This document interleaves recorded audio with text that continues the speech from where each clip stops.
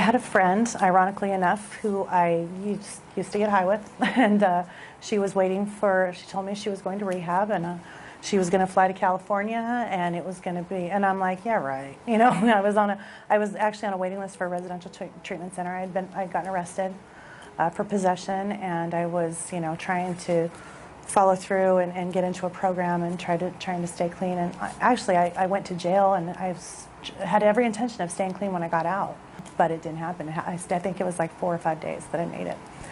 Anyway, she told me about it, and like I said, I didn't believe her. She gave me the number to a recruiter, or whatever you call them, and she said that, and the lady who helped me, she was so great, and she was so supportive, and she's like, call me anytime you need, and she told me all about it, and my boyfriend didn't believe me, he's like, yeah, right, and I was like, no, I'm good, and of course I'm still using, and I had every intention of using until I went to rehab, because it's just, heroin is really, really hard to kick, at least it is for me. And so I remember holding the phone on speakerphone and her telling him what was going on, because, I lied, that's what I do, and so it was really, really great to hear that. I was excited to come to Palm Springs. Actually, it wouldn't have mattered where it was for me. It was just, I was so grateful to be given the opportunity to treat my addiction, and to become a whole new person.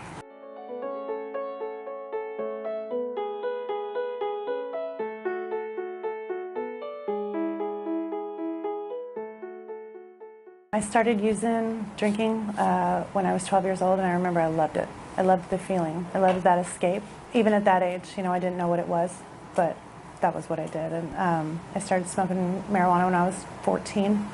And it just slowly progressed through there, I was not a good student because I don't like busy work, but I managed to graduate high school. I started using methamphetamine right out of high school. I had used it pretty consistently until I was about 26 years old. I went to rehab in 2000, which was a residential treatment center, and it was just behavioral modification. It wasn't the medical aspect of it. So I did manage to stay clean and sober for 7 years, which was a huge accomplishment, and I was able to do a lot in that time. I went back to college. I got a degree in psychology with a minor in criminal justice, which for someone like me, who was in the commission of a felony on a daily basis, that's kind of huge. But I did things, I didn't do the things that I knew would keep me clean, and I also suffer from depression and anxiety, and so that really wasn't addressed. When I did relapse, and I did, I called a retread, but I started with alcohol and eventually led back to my drug of choice.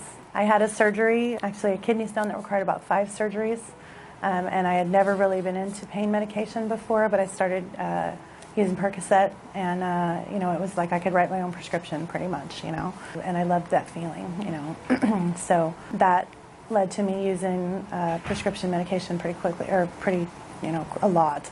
And you run out, you get cut off by the doctor or the dentist or whoever, and so I started buying them off the street and started dealing and all that, which I had done before. And but I use justifications like, well, as long as I'm not doing this, I'm okay. As long as I'm not, which is just some pretty severe denial. So when it got really bad was in 2011. I started injecting methamphetamine, and I had used heroin for the first time at that point. And again, that was that feeling that I was looking for, that escape. Because I feel like the alcohol and drugs are just a symptom of the problem that I have, and it's really just about dealing with inside. Everything out here can be wonderful, but I'm dying on the inside. And so I tried to go to rehab again. I went to an outpatient program, but I drank the whole time. But again, as long as I'm not sticking a needle in my arm, I'm good. That's how my mind works. And so I had been, I'd been using, again, I went to a methadone clinic, which was, I live in a small town in southern Utah, so it was an hour drive every day, plus, and on all the money that I was spending, and I was still not treating anything. I was just staving off being sick. And so I, got rid of that by just going back to using heroin. And in the meantime, I hurt everybody that I love and care about. I become this person, it's like almost like an evil twin, almost like the person who will steal your wallet and help you look for it. That's the person that I turn into, and I'm extremely good at being manipulative. I've got 4 beautiful children. I have a son who's 24, almost 25, a daughter who's 21. She's actually in the program down in San Clemente. She's getting help for her addiction as well. I'm really proud of her. And then I've got 2 little boys. My son will be 12 next month. And my other son will be, he's 9. And, I remember my mom asking me years ago, she's like, you've got these beautiful kids. Why can't you just stop? Why can't you just not do it? And, I couldn't answer that. I never could. And it was so frustrating for me because I was like, I don't know, And I remember telling her that and just tearing up because it was so frustrating for me as well, because it's like, I know that, and I would try, I would try to control it and try to stop, and I couldn't. And, my son is going to be 12 in June, and I'm going to more than likely be here still in the program, and I'm okay with that, and he's okay with that. He'd much rather have his mom back than a birthday party or whatever. The problem with addiction is that it doesn't matter what you have, for me it doesn't matter what I have. Everything else comes second, and I will do anything that I can. I will hurt anybody that I have to get what I need.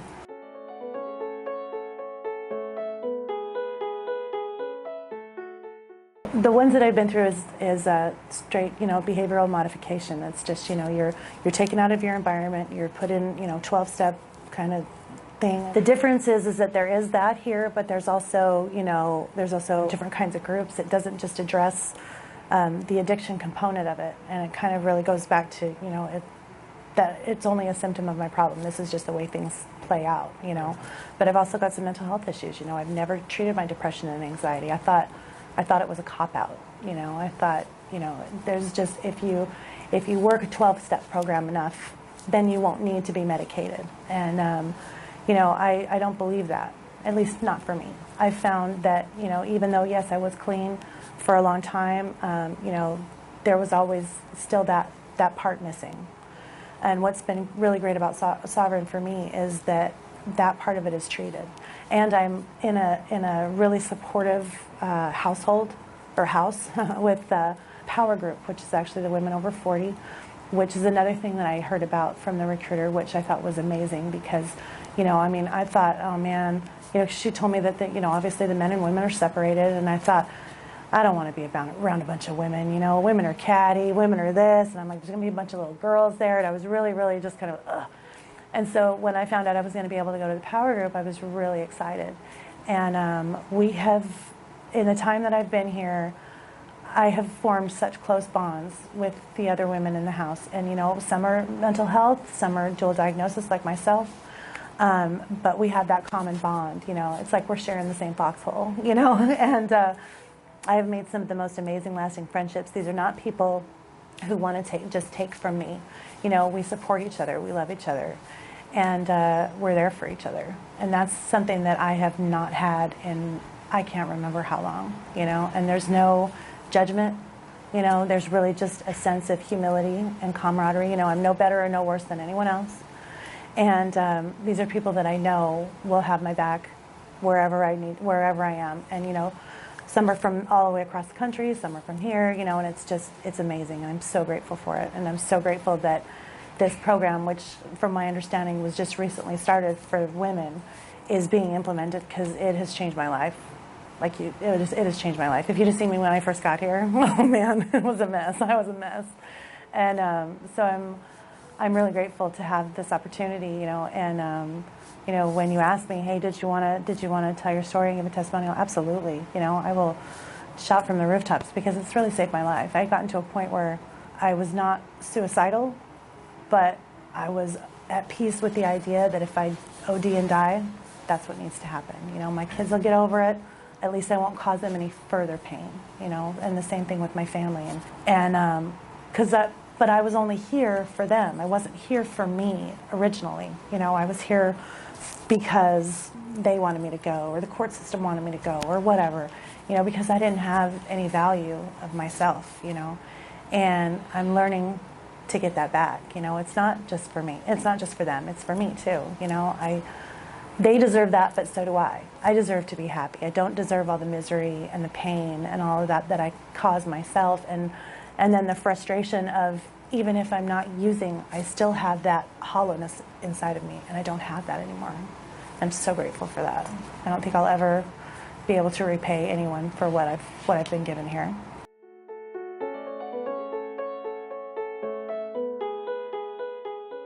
Like I said, I did get a degree, and so I did my internship and practicum in actually the same residential facility that I went to.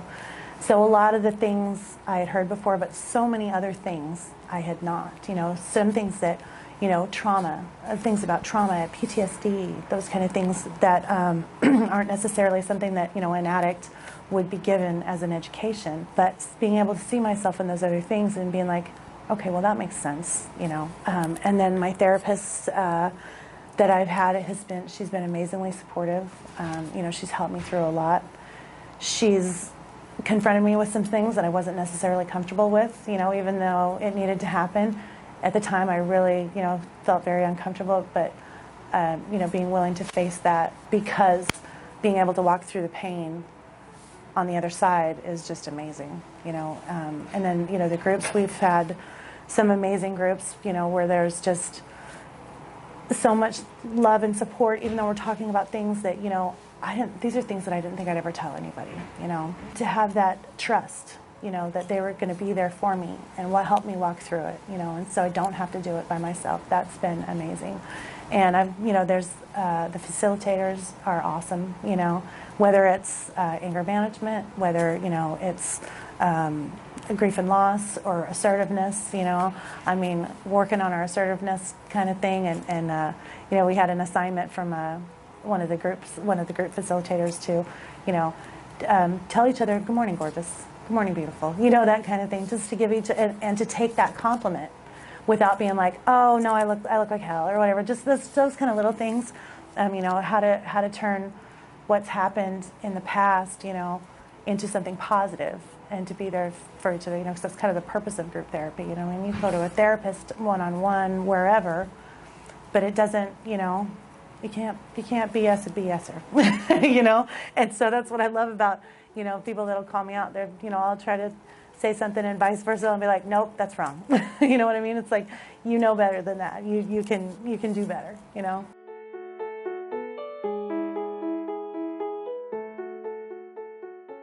We kind of have our own groups, you know, as the power women. And when we work on self-esteem and when we work on problem solving and that kind of thing, those are my favorites.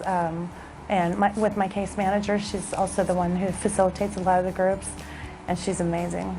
She's amazing.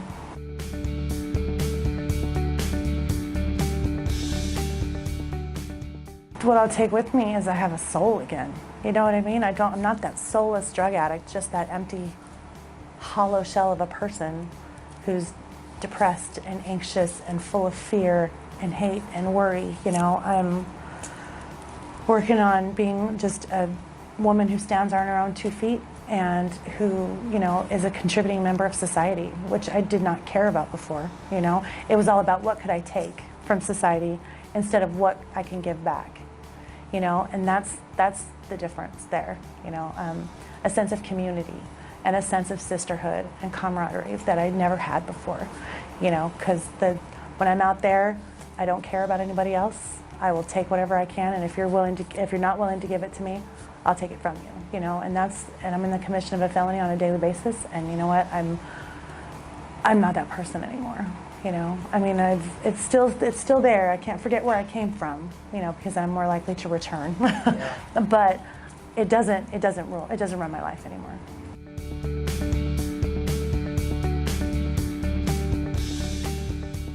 I tell her, don't give up on yourself. You know, don't sell yourself short by thinking that you don't deserve it, because you do.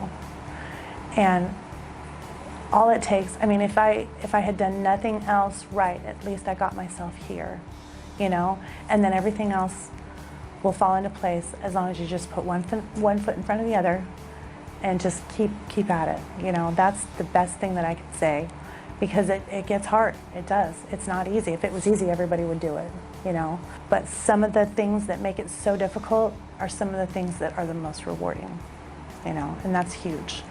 That's huge. And to be able to say that and have a smile on my face and a light in my eyes, which I'm assuming is there, but you know, that I didn't have before. You know, I was dead inside, hollow. You know, and nobody deserves to feel that way. Nobody has to live that way. You know, there is a better way, and I'm so grateful to Sovereign Health for giving me that.